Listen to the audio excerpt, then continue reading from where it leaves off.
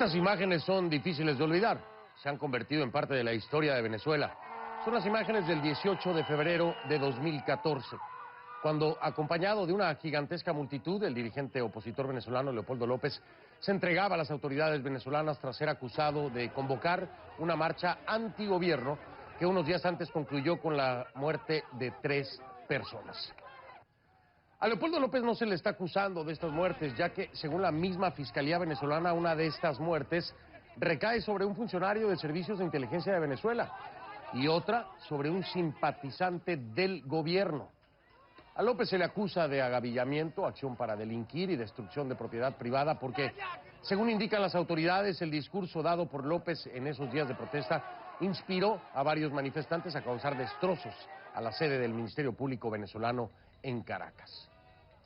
Sin embargo, tras un año de pruebas, juicios, audiencias y testimonios, a López no se le ha encontrado culpable y el proceso sigue adelante. Él continúa preso en la cárcel militar de Ramo Verde.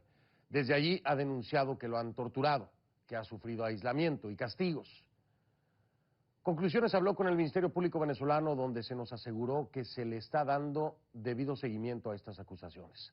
Otro de los reclamos de López es que no se le permite hablar con nadie más que con sus familiares directos.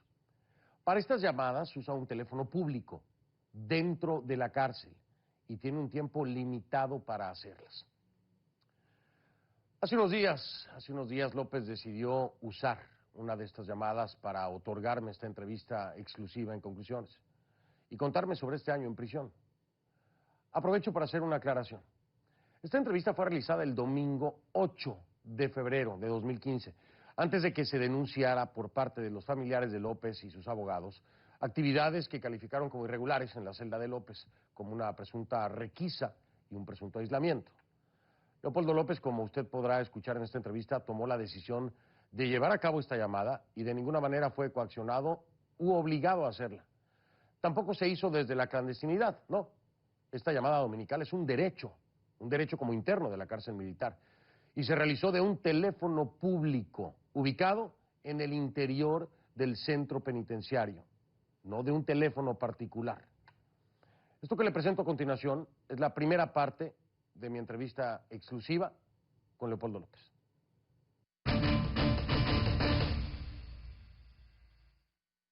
Ok. ¿Listo? ¿Qué tal? ¿Aló? ¿Cómo estás, Leopoldo? ¿Cómo estás, Leopoldo? Bueno, muy bien, hermano. ¿Cómo estás tú?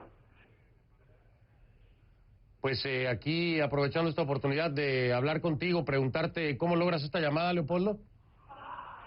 Bueno, yo tengo la posibilidad de hacer llamadas por el teléfono público.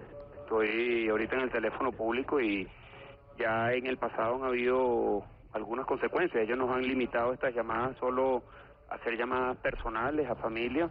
Y en una oportunidad hice una llamada a unos compañeros de Voluntad Popular, hablamos sobre nuestras propuestas, lo que estábamos haciendo, lo que se debería hacer, y eso pues me costó 15 días de aislamiento.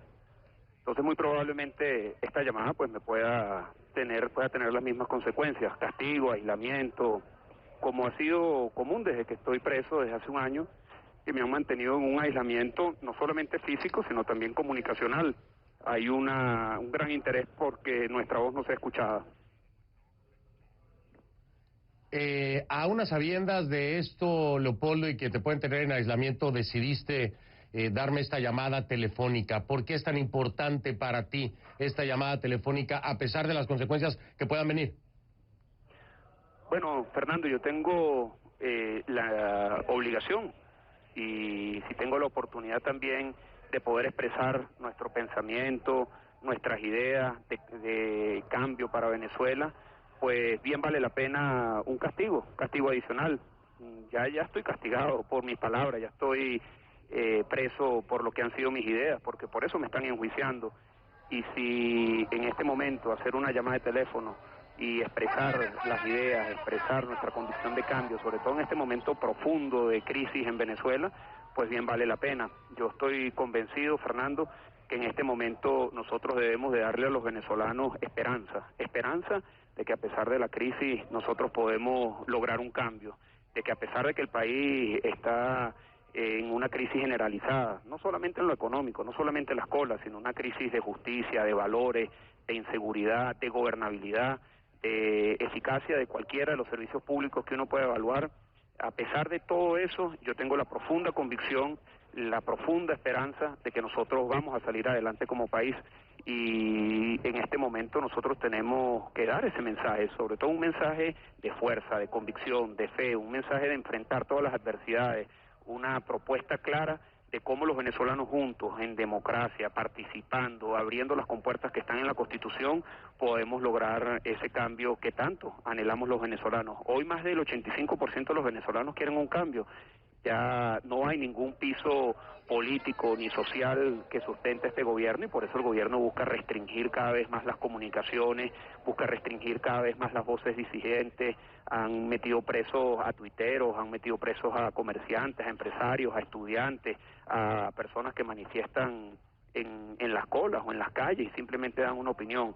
Y eso es lo que el gobierno está buscando sembrar, que es el miedo.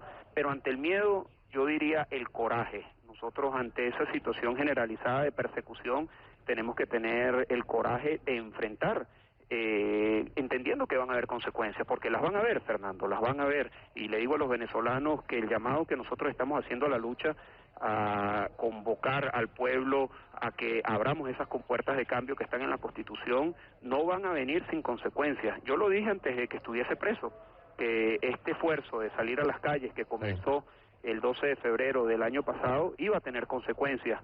Y bueno, en mi caso particular la consecuencia fue muy clara: la cárcel, el aislamiento, el distanciamiento de todas mis personas cercanas, solamente pudiendo ver en oportunidades, incluso restringidas, a mi familia directa.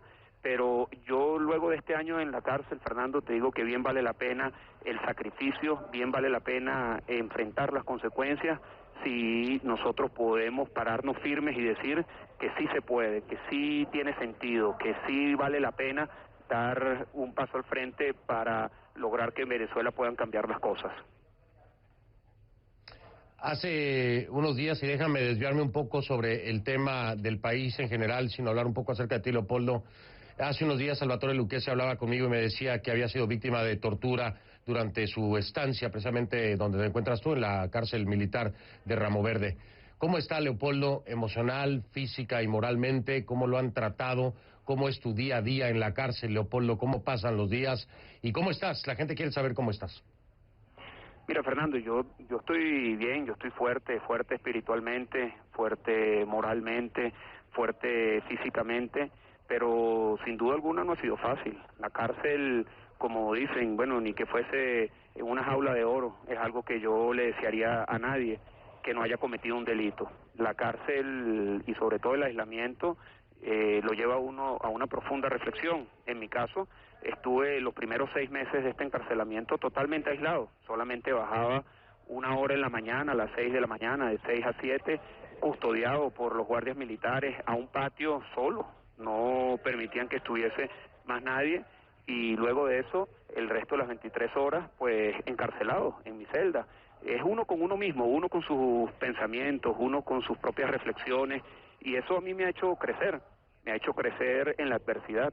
Y han habido momentos duros, momentos de tortura, momentos en que hemos sido sometidos a situaciones vergonzosas, como el hecho de que nos lanzaron excremento humano por las ventanas, que hemos sido sometidos no solamente al aislamiento, sino a requisas violentas en donde han entrado en la madrugada a robarnos nuestras pertenencias. A mí me robaron libretas en donde estaba escribiendo propuestas para Venezuela. En particular estaba escribiendo las propuestas en el ámbito económico y petrolero. Ya tenía adelantado una buena parte del trabajo y se lo llevaron, y hasta ahora pues no ha habido ningún tipo de respuesta sobre ese hecho. Esas son parte de las situaciones que nosotros hemos tenido que enfrentar aquí, pero estoy seguro que, como te lo dijo Salvatore, esa situación solo nos ha hecho más fuertes, solo nos ha permitido a nosotros enfrentar la dificultad y superarla con coraje.